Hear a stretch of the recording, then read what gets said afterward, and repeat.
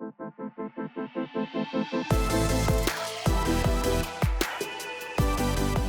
am delighted to bring to the stage our Senior Vice President and Chief Technology Officer, Sanjay Sood, as well as Conor Waddell, our Senior Vice President of Integrated Technology Solutions.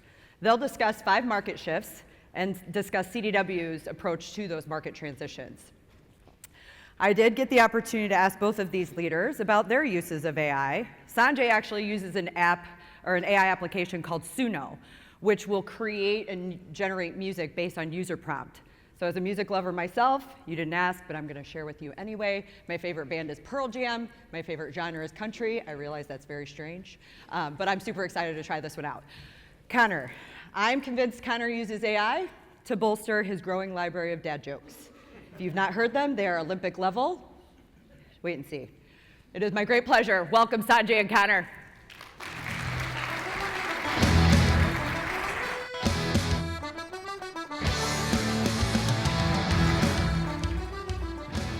So I got music and you got dad jokes. Yeah, exactly. Tell me about Suno. What'd you most recently do with Suno? Well, I used it to actually freak out my wife. So if you try this, suno.com, you can type in a prompt, any sort of genre. My wife is a computer science professor, so I prompted it to create a country song about a computer science professor with 3 kids, 2 dogs, and a cat. And I played it for her, and she freaked out because she had no idea it was AI generated. But that was fun.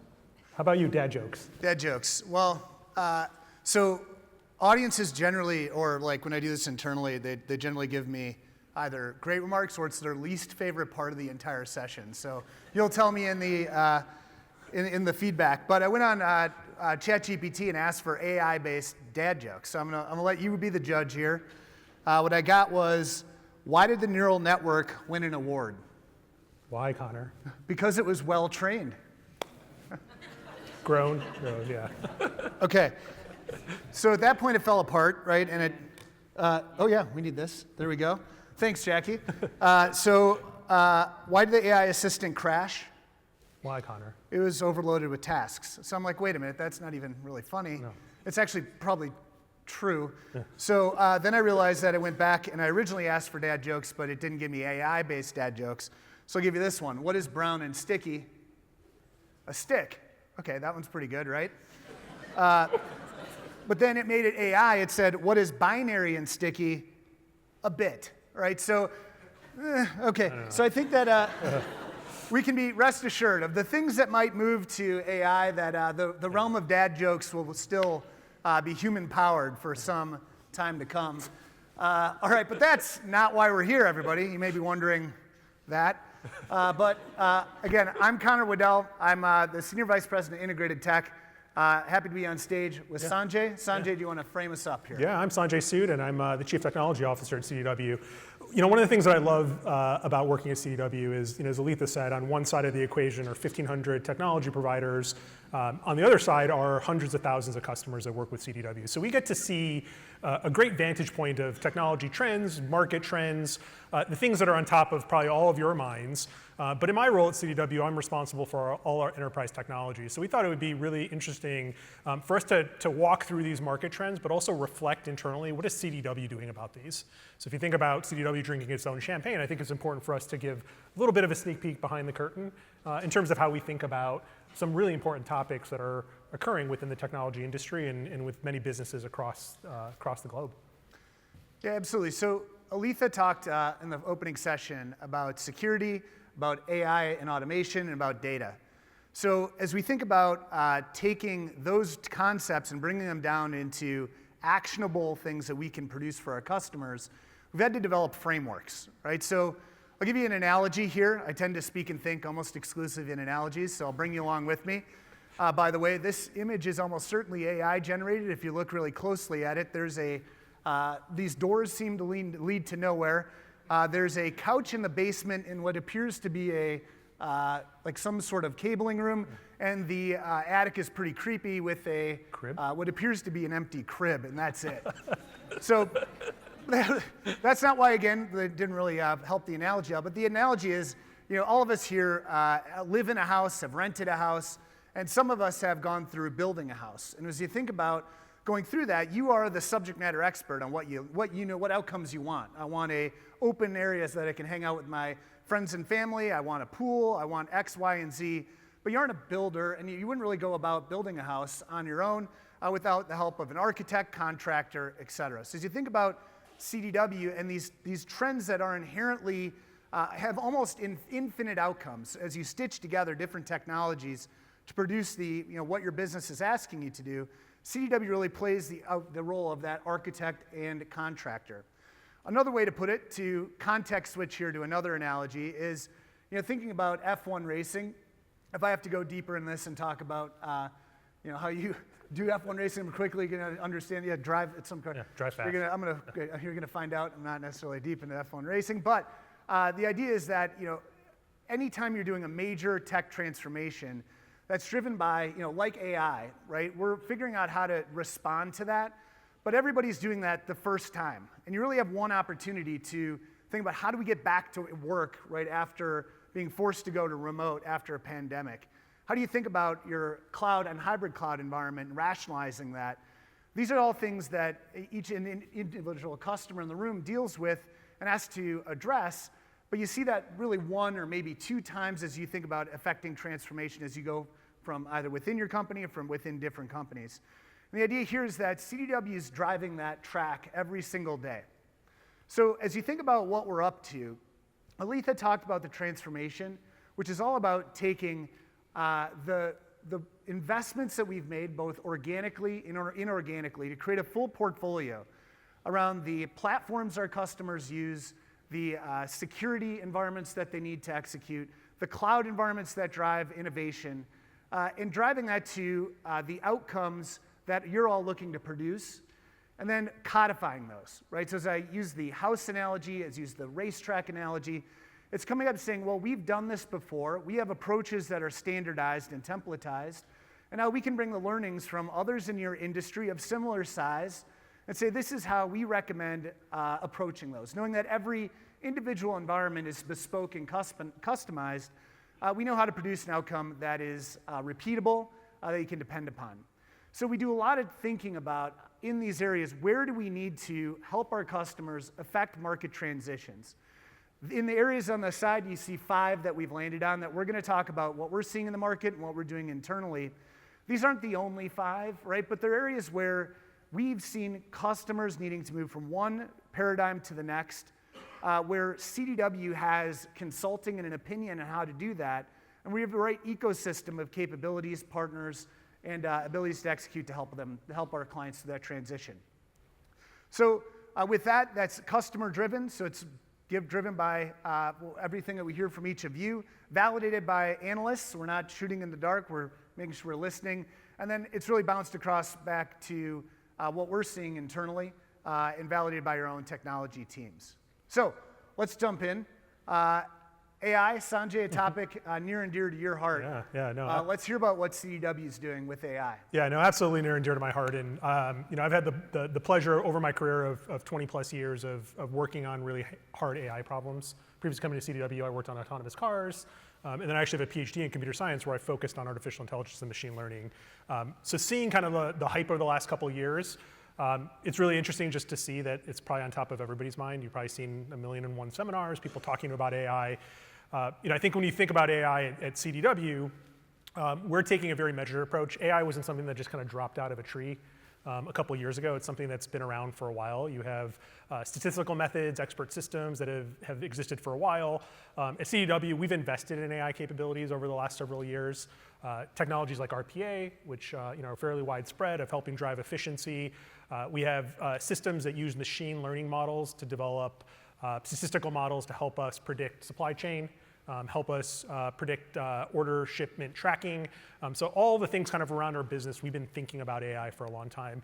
Certainly with the advent and the widespread dissemination of generative AI, there's been a ton of opportunity to start looking at our portfolio of AI and figuring out how can we leapfrog those capabilities. But ultimately it comes down to how do you identify business value?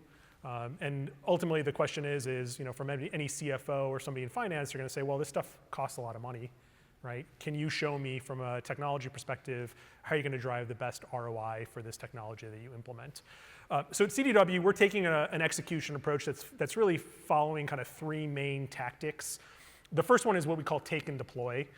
We invested in technology like Copilot. So actually my team has rolled out over 8,000 licenses of Copilot for Microsoft Office 365 to our coworkers.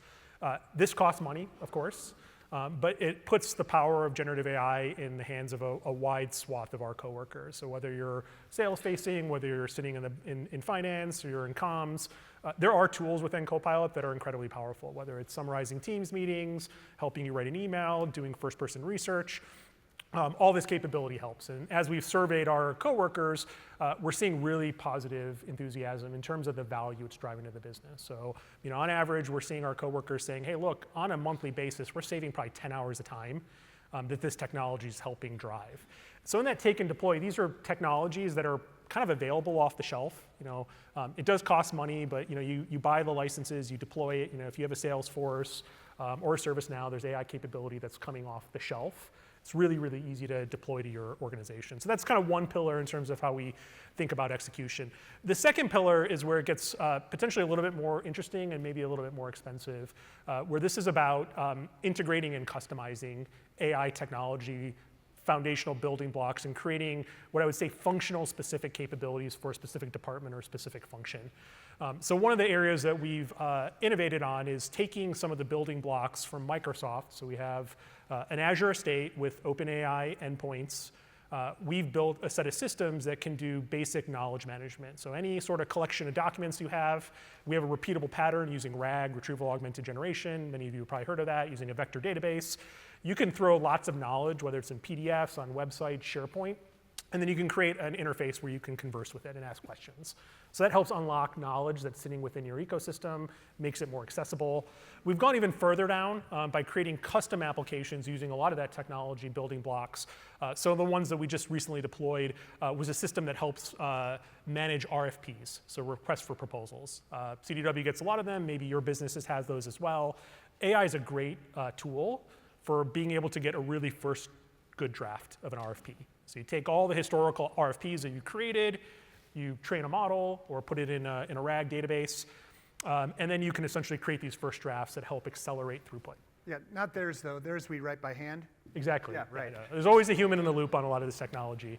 And so there's been a lot of benefits of investing, kind of going deep on some of these use case specific and domain specific areas.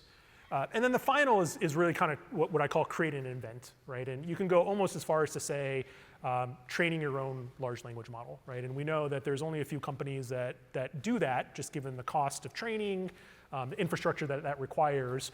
But we've been working with a lot of innovative startups in the ecosystem of bringing new capability within CDW. So we have kind of feelers out in Silicon Valley, on the East Coast, in the Midwest. And every so often we come along a company that has really interesting technology that we think can help CDW. And so we're partnering with them to help them develop their technology, prove it out within CDW, and eventually potentially helping them take that to market. So we're taking an approach where we're very methodical about where do we want to place our bets, understanding that at least with a lot of this technology, it's fairly early in the cycle in terms of developing. It is certainly advancing pretty rapidly. Taking opportunities of taking capability and deploying it to our organization, and then really focusing on what I think is probably the most important piece of it, which is kind of change management and process redesign, process leaning out. Oftentimes, people that are not in the technology space say, well, can't AI solve this problem? I mean, fundamentally, the first question is, well, should AI solve this problem? Maybe it can.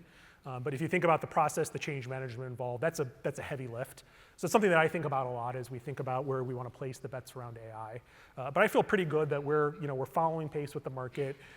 We're taking advantage of innovations with our partners, learning from it, and then being able to actually take some of those learnings and help our customers along the journey. When things like Copilot, for example, where we have one of the largest installs probably in North America in terms of the number of licenses we put out. We've learned a lot and we think it's powerful. It's certainly something that we can help many of you if you're interested in learning more about that. Yeah, absolutely. So just now overlaying that with our how we work with our customers, or again thinking about templatizing, standardizing, really follows the three buckets that you talked about, Sanjay. First is kind of AI as a feature, right? Where we think every every company on the planet, right, is going to use AI as a feature embedded in their, whether it's co-pilots, whether it's embedded in like a stack like ServiceNow, helping our clients get maximum efficiency out of the use cases tied to that. On the other end, where you're just talking about custom LLMs, so that's AI as a factory. But again, right now we're seeing that really on the uptake of a very select few clients are underway with that, whether it's specifically in financial services, in biotech. It'll go down market, right? But building your own and getting value out of differentiation out of building, kind of custom building your own model will apply to certainly some subset.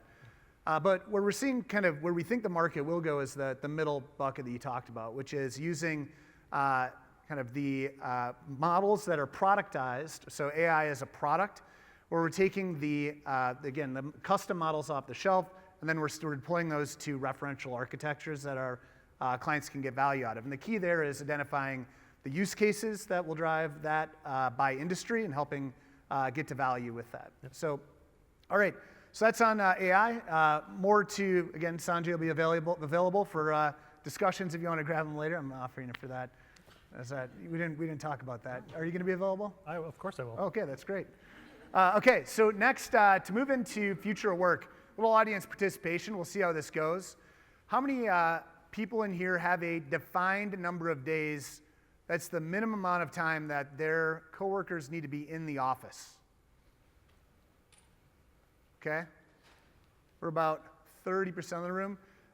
Keep your hands up. How many, with those people, how many people have had a change in that policy in the last 12 months? Okay, so the point here and where it'll end, right, is kind of up in the air, right? So the point here is that we're in a highly variable environment where the math equation fundamentally has changed, right? So as we just think about this journey, right? We were, in the technology industry, we've had the collaboration technologies available to us for high fidelity, communication, leveraging video and multi-channel for quite some time, right? But it really took the pandemic forcing everybody, when we went all remote, to go from a reluctant user to a PhD super user, and for really everybody in the company, right? And what that's done is create a new set of expectations for the technology that we have in our office locations. Yep. But because we've been, we've taken this meandering path back, as we've tried to, not meandering, we're just trying to figure out what the right mix is. When do you ask people to go back? It's really culturally something that's sensitive. That means the technology we put in place in our offices generally were put in place pre-pandemic.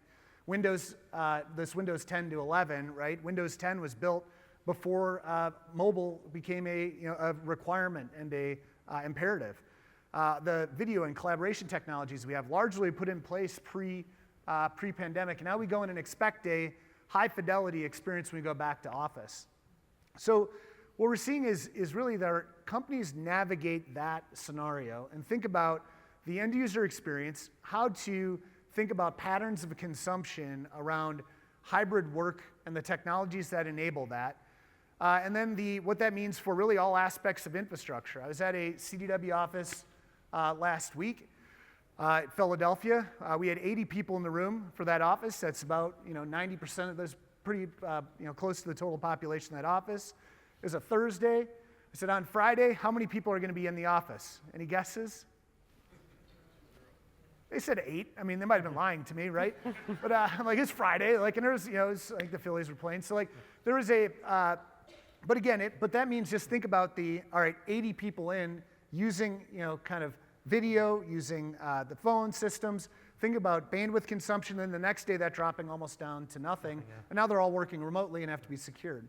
So the patterns changed, right? And the patterns we put in place were largely put in place prior to us having to, work with, a mixed environment or a multimodal environment. Yeah, no, I think you're right. I mean, hybrid is harder than having either everybody remote or everybody in the office. We face the same challenges at CDW. We had to invest significantly in our network infrastructure, SD-WAN within offices, because the nature of the traffic fundamentally changed. And as Conor was saying, the office itself has changed in terms of everybody having assigned seating, having offices. We turned to hoteling, so you have to have software to enable that to be seamless. and easy to use. One of the other things that happened is everybody went home during the pandemic. The expectations around enterprise software changed because you're sitting on Facebook, using Netflix. You saw all the investment in terms of kind of customer and consumer experience, user experience. Those same now applied when people came back to work, whether they're at home or in the office. They were expecting better resiliency and uptime. So we invested quite a bit in terms of just bulletproofing a lot of our core systems, getting to 99.9% uptime, really focusing on the performance of those systems so people aren't sitting there watching spinning icons. We also implemented some technology around our help desk. So we have a system or a bot called Herald that sits within Teams and essentially handles all tier 1 or many tier 1 IT needs. So if you need to reset your password, if you need to open a ServiceNow ticket, if you need to make an approval, it all comes fully automatically through this bot. So whether you're in the office, on the road, mobile, in your home office, it makes it very seamless for you to interact with the technology department, which makes it a better customer experience. And then certainly all the devices that we had to reissue, right? With people who were used to having a desk and a computer in the office and now are at home, how do you make sure that you can deploy those devices to a global distributed workforce, making sure that we have the right infrastructure for capabilities like Citrix VDI, for when there was workloads that had to be done through our own internal network, we're able to get there. So the story is not written fully in terms of how this is going to play out, but certainly the future of work is going to be way more complex than it was pre-pandemic. But it leaves a lot of opportunities for us to up our game from a technology perspective to create that experience that's going to more match what our coworkers are now expecting as they interact with our systems and interact with fellow coworkers. So security, kind of shifting gears, certainly top of my mind, and certainly if any of you are involved in cybersecurity, top of your mind. Going back to the first conversation about AI, we see generative AI just making the cybersecurity landscape more risky, just in terms of the types of phishing attacks, spear phishing, all the ability to reverse engineer and to be a real tool for the bad guys. So it's something that we've really focused on. I think later on during the Executive IT Summit, you're going to actually hear from Marcos Cristante II, who's the global CISO at CDW, reports to me, but he's essentially rebooted our whole cybersecurity posture internally at CDW, has built a phenomenal team, and is focused on a couple areas. One, certainly the tactics of a good cyber defense, cyber response. So whether that's network segmentation, making sure we have the right software running our clients, having the right logging infrastructure, having the right scanning capabilities to make sure that we're limiting or at least understand the surface area around our networks and our systems. There's been a lot of focus there. The other thing that he's done really well is change the way that he communicates about cybersecurity to leadership, as well as other coworkers. So instead of it being just a set of tools that we're deploying, he's focused a lot on compliance and training. So how do you make sure that people understand the rules of the road, when to be suspicious of potentially somebody being impersonated, putting the right controls in place when it comes to really important parts of our infrastructure, our accounting systems. But he's also taken the approach of communicating cyber risk from a risk-based perspective. So instead of talking about a set of tools or capabilities, he's really focused on what are the biggest risks for CDW, right? And on top of those lists are certainly our customers, making sure that we're protecting all of you, protecting our partners, protecting our coworkers, and protecting our ability to operate. And so when you start with a risk-based approach where you say, hey, here are the top risks, all the work that falls out of that becomes so much more digestible, easy to rationalize, and significantly easier to fund.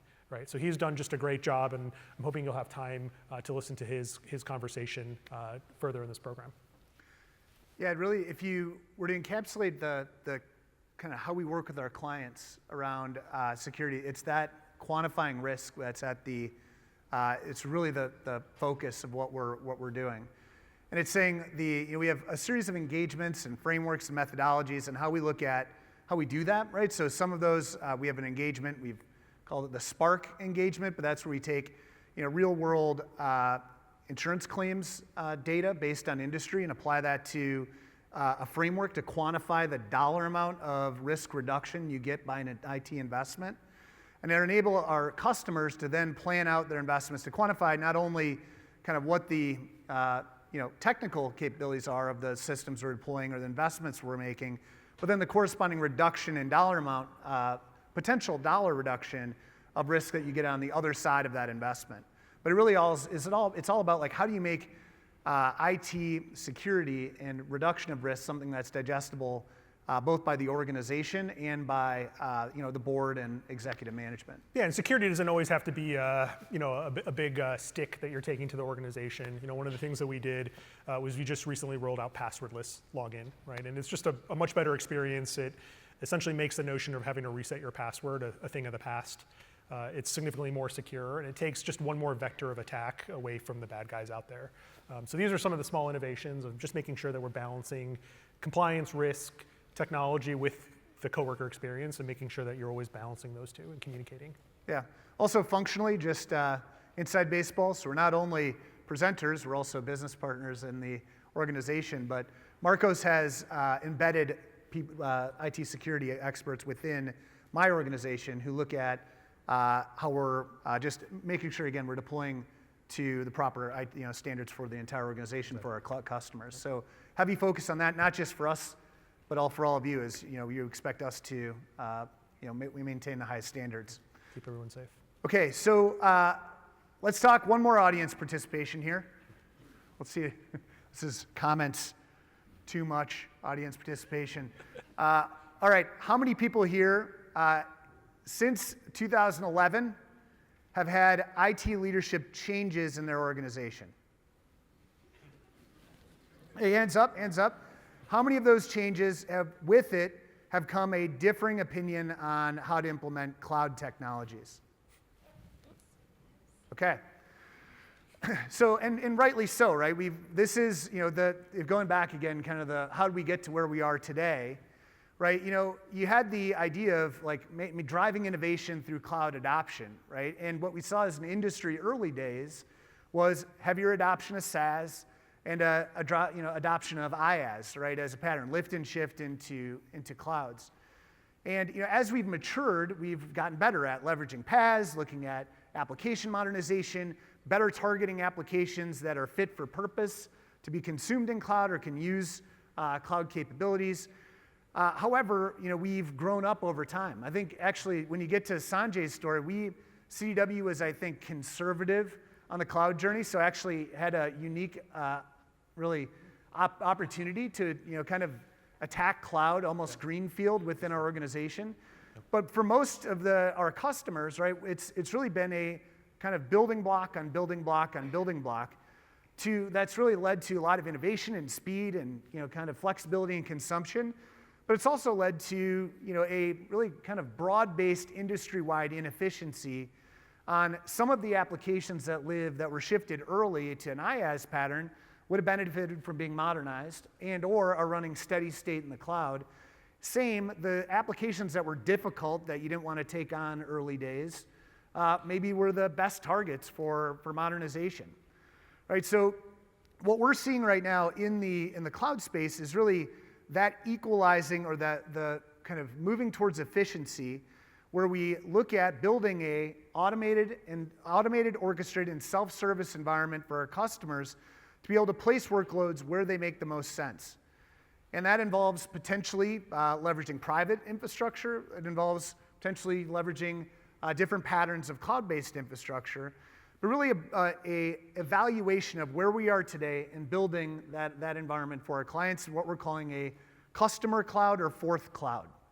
So Sanjay, talk about, again, kind of that unique, well, you can talk about what you want, I'm telling you what to do, but talk, like, kind of get a little tense up here. I don't know if you can sense it. You got a little...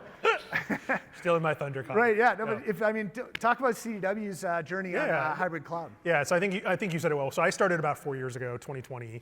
And as Conor said, we didn't have a cloud strategy. We actually didn't do a lot of cloud at CDW. We had 2 data centers, one sitting in Vernon Hills, one in Vegas. Pretty much all our workloads ran on-prem. And so coming in, it was a bit of a greenfield, and certainly as the new guy, I wasn't like, hey guys, we're going to move everything to the cloud, right? It was, let's be very methodical about how we want to approach the cloud, what does the cost profile look like, and what makes sense to move up, and what makes sense to just keep in the data center. And so when I think about the cloud transformation, we really started with let's start at the base, just the infrastructure.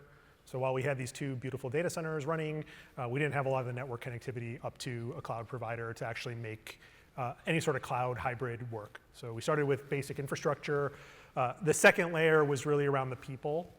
And so we had a lot of really skilled coworkers who really wanted to learn the cloud but didn't have that capability. And so we did a lot of training, we did a lot of hiring of bringing those skill sets out. And then, on top of it, then you have how do you operationalize cloud? So we invested quite a bit in DevOps, SRE capabilities and built an entire team that's now focused on how do you not only build for the cloud, but optimize it, monitor it.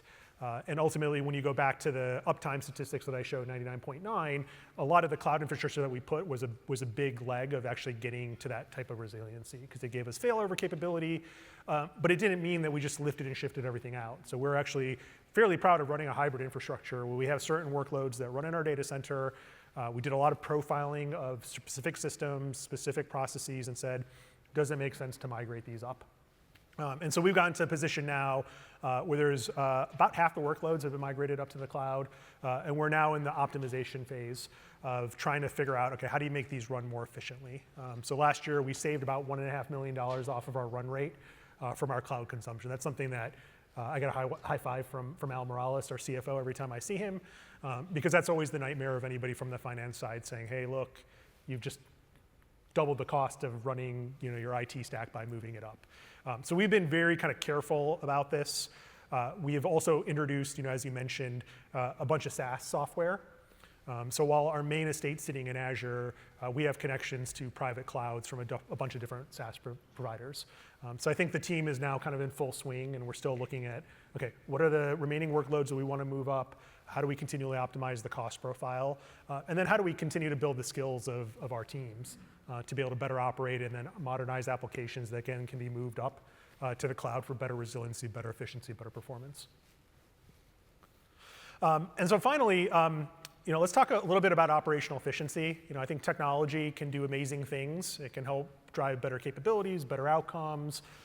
But at the end of the day, there's also an operational efficiency piece of it, which is technology helps businesses scale, to be more productive, to help serve their customers, their partners, their coworkers better. So at CDW, we focused a lot on operational efficiency, technology being not the means to the end, but a tool to help enable that.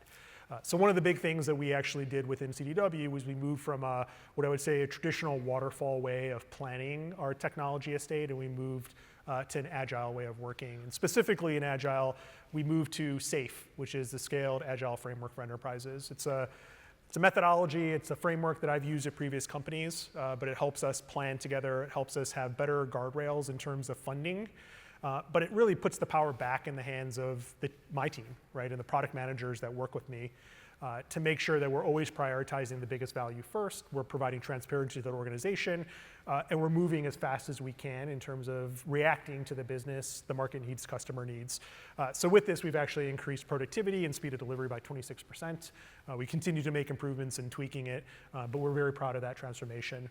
The other big piece that's really top of my mind, and I know Conor yours, is a program that we have within CDW called Project Fastlane. At the high level, it's essentially a re-platforming of our technology capabilities along with our business processes. This started with bringing in Salesforce and bringing in a CRM a couple years ago. Earlier this summer, we released Workday HCM globally to all our coworkers, about 15,000 of them. We've also released a new order management system that helps power all our product delivery, and through that we've been able to reduce transit times to our customers, reduce our carbon footprint by traveling less miles, by optimizing our shipping routes, and then there's a whole bunch of other programs that we're working on. But this is really a partnership between the business, and you've been a great partner in terms of just making sure that your coworkers understand the value, but we're very much heavily focused on investing in our own capabilities because ultimately it helps us serve our customers better, more effectively, and more efficiently. Yeah, I think again, really exciting set of transformation priorities there as we're moving to enterprise-grade SaaS platforms to pull us to the future. But on the topic of operational efficiency, kind of two areas that we're looking at. I think the quote here from Gartner really hits it home, that cost management and efficiency and productivity are the fastest growing business priorities for IT executives and CIOs in 2024. As we think about that, we know that tying every large purchase we have back to the business rationale as well as the return on investment is ever more important, right? And that's a discipline that you see, again, within our organization, because we believe it's really important to our customers be able to provide that. It's a discipline we continually work on to make sure that we're taking our client's point of view and translating that not to a calc that any ROI calculator will spit out something that produces the outcome that they want it to. Really focus on using our customers' internal metrics to drive the right calculation for ROI, so we can really help build a plan together. On the other side of that, you have how we actually drive efficiency within our client base. Really two vectors for that. Our fastest growing area of service right now is our managed services platform. We believe we're going roughly 4 times what the market is right now, so 25% plus growth in that space. It's a large business already. And the reason being is our clients are working with us to offload day-to-day management of technology infrastructure so they can focus on driving innovation and results within their organization. So that's one is now it's not just well, would you like to talk about that later? It's something we try and embed into every conversation. And second is fungible or flexible staffing. We know talent is really one of the most difficult things to find today. We have a series of capabilities to augment our clients' staff. So that really takes us here through our tour of a series of transitions we believe we are currently going through today, but our customers are faced with. Again, you have to think about how that in each industry has different priority, but generally we believe many of these are common tasks or common challenges our clients are faced with overcoming.